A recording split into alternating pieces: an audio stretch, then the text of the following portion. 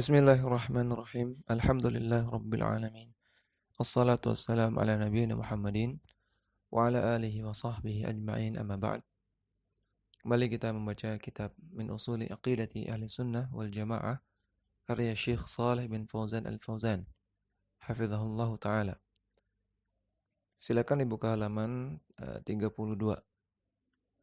Al-aslu as-sadisu, landasan yang keenam dari landasan akidah Ahlussunnah wal Jamaah, yaitu salamatu qulubihim wa alsinatihim li ashabi Rasulillah sallallahu alaihi wasallam. Selamatnya hati mereka, hati Ahlussunnah, dan selamatnya lisan Ahlussunnah terhadap para sahabat Rasulullah sallallahu alaihi wasallam. Artinya Ahlussunnah tidak memiliki rasa benci, ya, tidak memiliki rasa jengkel, dendam kepada para sahabat, dan Ahlussunnah tidak mencela para sahabat. Itu karakteristik Ahlussunnah, tidak pernah mencela para sahabat Nabi. Hati mereka selamat, artinya tidak jengkel, tidak benci, tidak dendam, tidak suudzon kepada para sahabat. Lisan mereka selamat, artinya lisan mereka tidak pernah mencela para sahabat, tidak pernah menyebutkan para sahabat dengan hal yang buruk-buruk. Ya, sebelum kita baca penjelasan beliau, siapakah yang dimaksud dengan sahabat Nabi? Ya, sahabat Nabi di sini bukan artinya teman dekat Nabi, ya, kemana-mana jalan bersama, bukan demikian maksudnya. Sahabat Nabi, sebagaimana dijelaskan oleh Ibnu Hajar Al-Asqalani, maksudnya adalah semua orang yang bertemu dengan Nabi Sallallahu Alaihi Wasallam walaupun suatu kali, walaupun sedikit sekali bertemu dengan Nabi, bertemu dengan Nabi dalam keadaan beriman, dalam keadaan berislam, dan dia mati dalam keadaan beriman, dalam keadaan berislam, walaupun sempat diselingi oleh kemurtadan. Ya, definisi yang disebutkan oleh Ibnu Hajar Al-Asqalani rahimahullah ta'ala. Sekali lagi, para sahabat Nabi atau sahabat Nabi adalah orang yang bertemu dengan Nabi Sallallahu Alaihi Wasallam walaupun sedikit dalam keadaan beriman, ya, ketemu Nabi dalam keadaan beriman. Kemudian ketika dia mati, dia juga matinya dalam keadaan Islam atau dalam keadaan iman. Walaupun andaikan ada di antara mereka yang sempat murtad kemudian masuk Islam lagi, maka itu pun masih dihitung sebagai sahabat. Ini definisi sahabat Nabi Sallallahu Alaihi Wasallam. Ya, maka siapapun yang pernah bertemu dengan Nabi, walaupun satu kali dalam keadaan beriman dan dia mati dalam keadaan iman, ini sahabat Nabi. Walaupun Nabi dan dia tidak dekat hubungannya. Ya, Syekh Shalih Al-Fauzan mengatakan, wa min usuli ahli sunnati wal jamaati salamatu qulubihim wa alsinatihim li ashabi Rasulillah sallallahu alaihi wasallam. Di antara landasan akidah Ahlussunnah wal Jamaah adalah selamatnya hati mereka dan selamatnya lisan mereka terhadap para sahabat Rasulullah sallallahu alaihi wasallam. Kama wasafahumullahu bidzalika fi qoulihi ta'ala lamma dzakara al-muhajirin wal ansara. Sebagaimana Allah sifati mereka, Allah sifati para sahabat Nabi. Ya, atau sebagaimana Allah sifati orang-orang yang hidup setelah masa para sahabat bidzalika, dengan sifat tersebut, yaitu sifat selamatnya hati dan lisan mereka. Fi qoulihi ta'ala, dalam firman Allah Ta'ala ketika Allah Ta'ala menyebutkan tentang muhajirin dan ansar. Wathna alaihim, dan Allah memuji mereka. Qala ta'ala, Allah Ta'ala berfirman, walladzina ja'u min ba'dihim yaqulun, dan orang-orang yang datang setelah mereka, orang-orang yang datang setelah para sahabat Nabi, mereka berdoa, Rabbana ighfir lana wal ikhwanina alladzina sabaquna bil iman. Ya Allah, ampunilah kami dan ampunilah saudara-saudara kami yang telah mendahului kami dalam keimanan. Itu maksudnya para sahabat. wa la taj'al fi qulubina ghillan, dan janganlah jadikan di dalam hati kami ada rasa dengki kepada mereka, lilladzina amanu, kepada orang-orang yang beriman. Rabbana innaka ra'ufur rahim. Ya Allah, Engkau Maha lembut lagi Maha penyayang. Dalam surat Al-Hasyr ayat ke-10. Maka dalam ayat ini Allah memuji orang yang berdoa demikian. Allah memuji orang yang mendoakan, yang isi doanya meminta kepada Allah agar tidak memiliki rasa dengki, rasa benci kepada orang-orang yang sebelum mereka. Maksudnya siapa? Maksudnya para sahabat Nabi.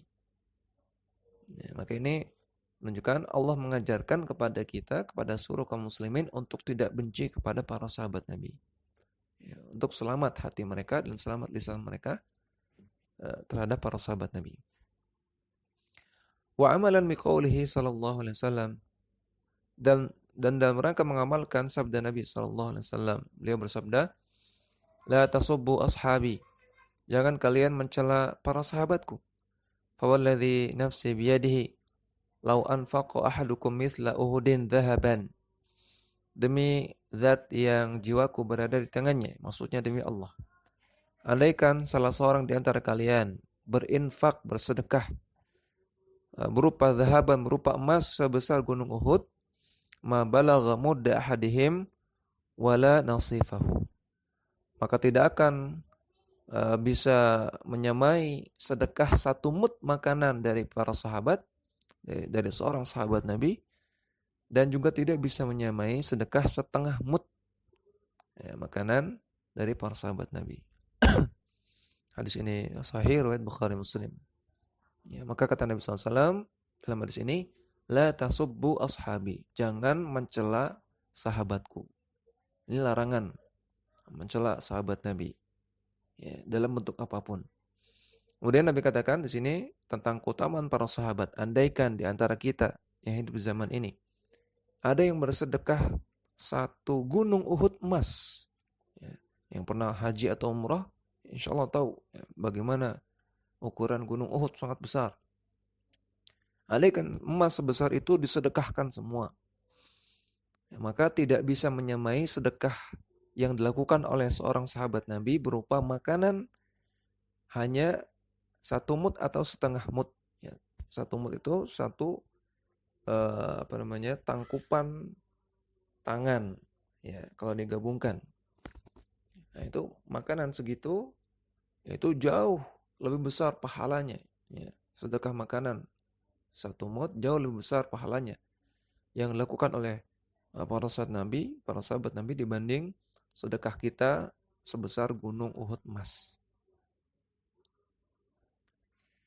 Khilafan lil mubtadi'ati anir rafidhati wal khawariji, berbeda dengan akidahnya ahlul bid'ah seperti Rafidhah, Syiah Rafidhah, dan juga orang-orang Khawarij, alladzina yasubbuna sahabata, yang mereka suka mencela para sahabat, wa yajhaduna fadailahum, dan mereka mengingkari keutamaan para sahabat. Wa yara ahlus sunnati annal khalifata ba'da Rasulillah sallallahu alaihi wasallam Abu Bakrin, thumma Umara, thumma Uthmanu, thumma Aliyun radhiyallahu anhum ajma'in.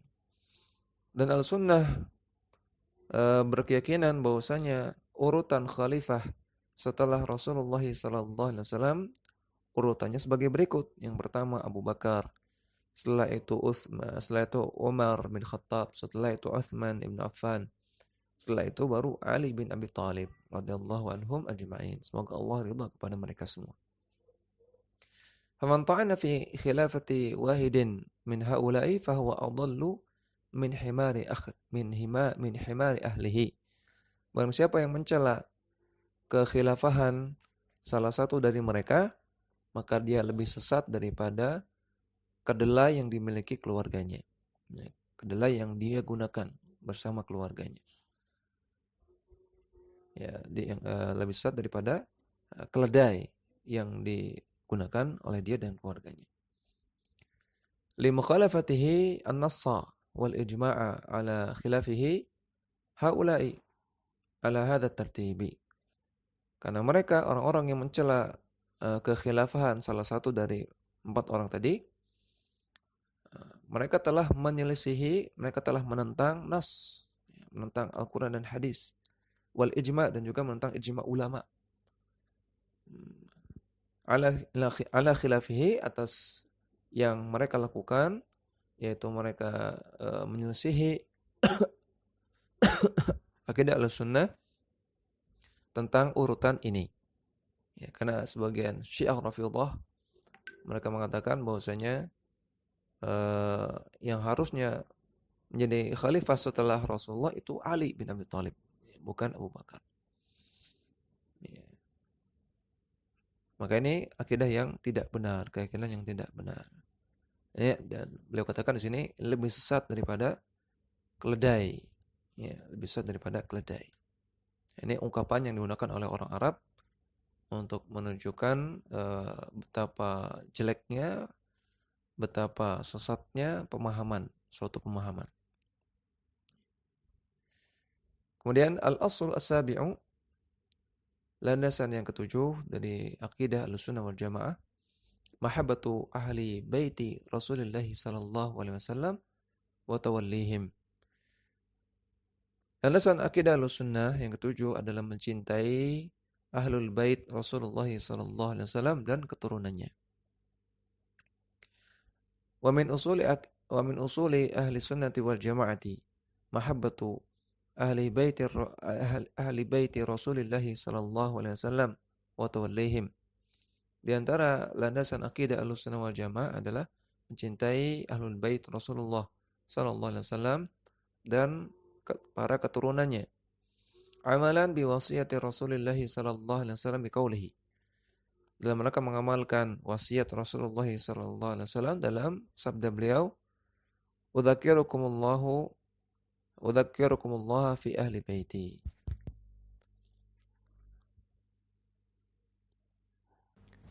Aku ingatkan kalian kepada Allah fi ahli baiti, dalam memperlakukan ahlul baitku dengan baik. Ya. Aku mengingatkan kalian kepada Allah untuk memperlakukan ahlul baitku, ahlul baitku dengan baik. Hadis sahih riwayat Muslim.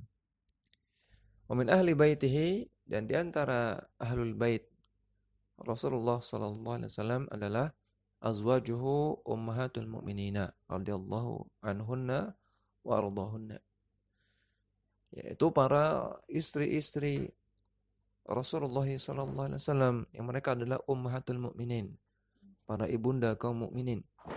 Semoga Allah merahmati mereka dan semoga Allah ridha kepada mereka dan mereka ridha kepada Allah.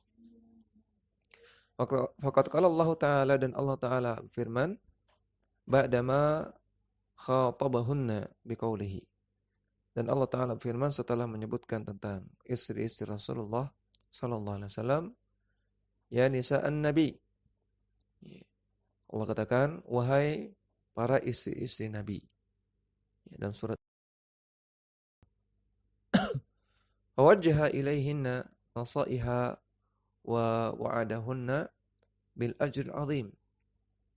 Setelah Allah sebutkan ya nisa'an nabi, wahai para istri Nabi, Allah Allah kedepankan, Allah sampaikan kepada mereka nasihat-nasihat. Kepada istri-istri Nabi disampaikan nasihat-nasihat, dan Allah janjikan kepada mereka pahala yang besar. Allah katakan, innama yuridullahu liyudhhiba ankumur rijsa ahlal baiti wa yutahhirakum tathira. Sesungguhnya Allah ingin membersihkan kalian dari dosa-dosa, dari rijis. Rijis di sini artinya dosa-dosa. Ahlul bait, wahai ahlul bait. Ya, di sini syahidnya, di sini inti pendalilannya. Wa yutahhirakum tathira. Dan Allah ingin mensucikan kalian sebersih-bersihnya. Dalam surat Al-Ahzab ayat 33. Di sini Allah katakan, innama yuridullahu liyudhhiba ankumur rijsa ahlal baiti. Di sini Allah sebut mereka para istri Rasulullah sallallahu alaihi wasallam dengan sebutan ahlul bait. Maka ini menunjukkan bahwasanya para istri Nabi itu ahlul bait Nabi. Ya, tidak sebagaimana akidahnya orang-orang Syiah yang justru mereka malah mengkafirkan istri-istri Nabi. Ya, justru mereka malah tidak memasukkan istri Nabi ke dalam cakupan ahlul bait. Ya. Orang-orang Syiah mereka berlebihan dalam menyikapi ahlul bait, mereka gulu terhadap ahlul bait. Namun mereka tidak menganggap istri Nabi sebagai ahlul bait. Ini aneh sekali. Ya, justru malah mereka mengkafirkan istri-istri Nabi sallallahu alaihi wasallam. Ya, namun ayat ini jelas, surat Al-Ahzab ayat 33 menunjukkan bahwasanya para istri Nabi adalah termasuk ahlul bait Nabi. Maka wajib untuk kita cintai mereka. Ya, kita tidak boleh mencela mereka, tidak boleh menjelek-jelekan mereka. Harus selamat hati kita dan lisan kita terhadap mereka, para istri-istri Nabi sallallahu alaihi wasallam. Wal asru fi ahlil baiti, dan asal dari ahlul bait atau makna dari ahlul bait adalah qarabatun Nabi sallallahu alaihi wasallam, para kerabat dari Nabi sallallahu alaihi wasallam. Wal muradu bihim huna as-salihuna minhum khassatan. Dan yang dimaksud di sini adalah orang-orang yang soleh di antara mereka saja. Jadi ahlul bait adalah kerabat Nabi, keluarga Nabi dan keturunannya. Ya, paman Nabi, ya, kemudian juga bibi-bibi Nabi, ya, kemudian sepupu-sepupu Nabi, keponakan-keponakan Nabi, ya, termasuk juga istri-istri Nabi dan juga anak-anak dan cucu Nabi sallallahu alaihi wasallam. Ya, namun di sini beliau katakan hanya yang soleh-soleh saja. Amma qarabatuhu ghairu salihina falaysa lahumul haqqu ka'amihi Abi Lahabin wa man syabahahu. Adapun kerabat Nabi yang tidak saleh, maka mereka tidak memiliki hak untuk mendapatkan penghormatan sebagai ahlul bait. Sebagaimana paman Nabi yang bernama Abu Lahab dan orang-orang yang semisal dengan Abu Lahab. Qala ta'ala, Allah Ta'ala berfirman tentang Abu Lahab, tabbat yada Abi Lahabi wa tab.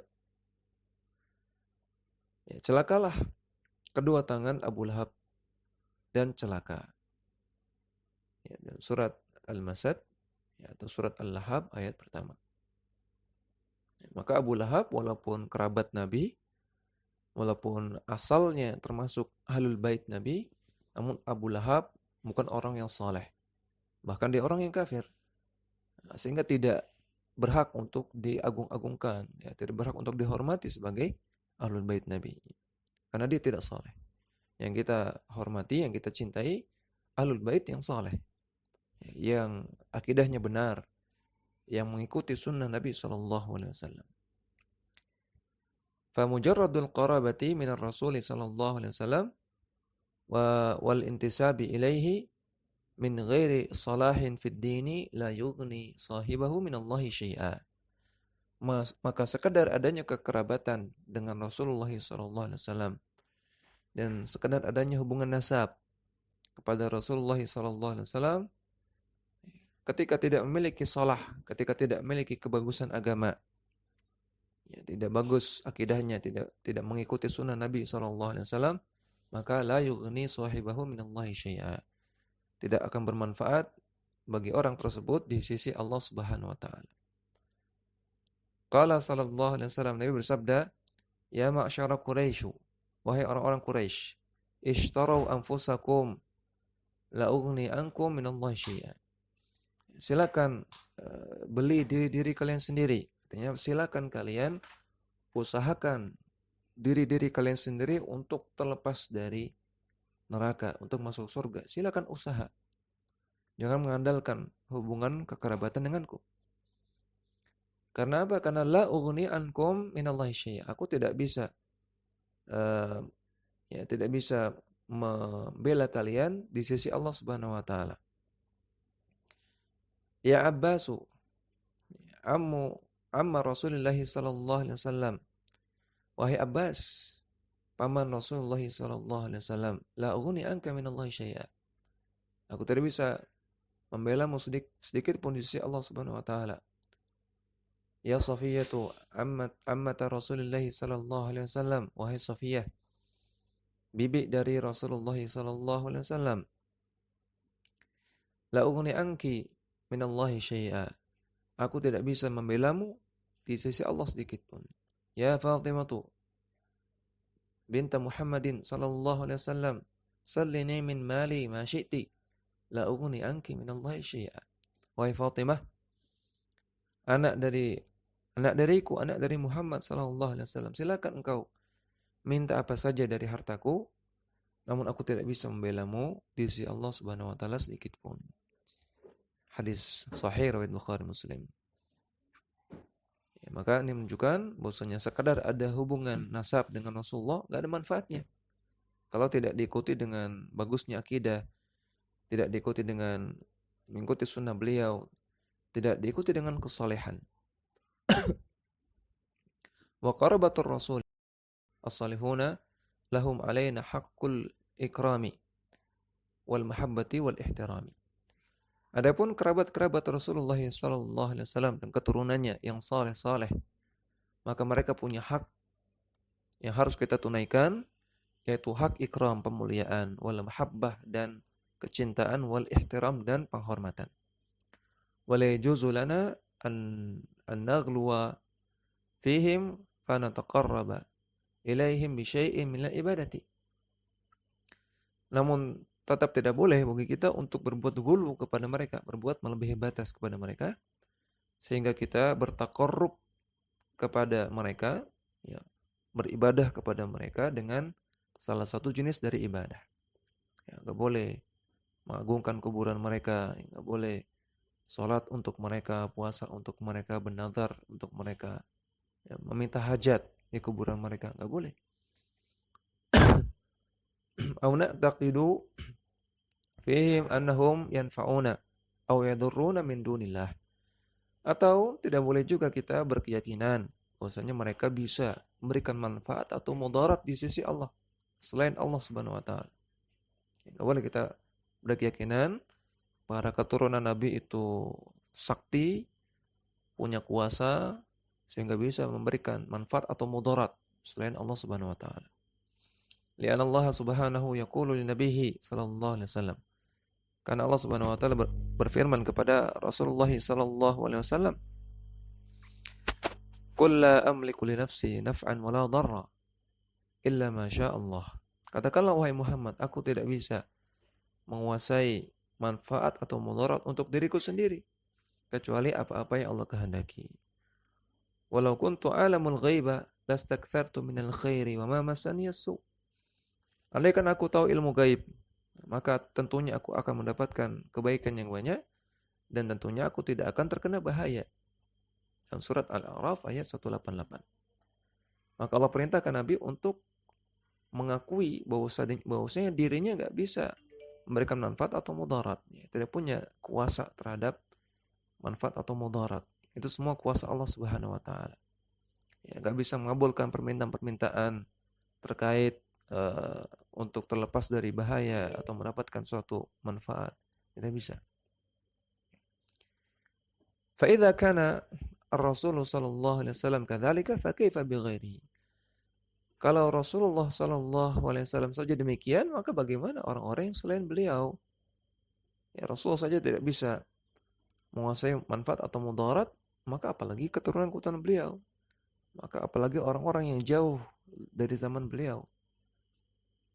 Fama ya'taqiduhu ba'dun nasi mimman yantasibuna liqarabatir rasuli i'tiqadun batilun. Maka apa yang diyakini oleh sebagian orang terhadap orang-orang yang diklaim sebagai kerabat Rasulullah sallallahu alaihi wasallam atau keturunan Nabi sallallahu alaihi wasallam, ini adalah akidah yang batil, adalah keyakinan yang batil. Ya, bahwasanya mereka bisa memberikan manfaat atau mudarat, ya bisa melancarkan jodoh, ya, melancarkan rezeki, bisa menangkal bahaya, bisa memberikan manfaat, bisa mendatangkan nikmat, ya, atau semisalnya. Ini adalah i'tiqadun batilun, adalah akidah yang batil. Demikian, wa sallallahu ala nabiyina Muhammadin wa ala alihi wa sahbihi wasallam.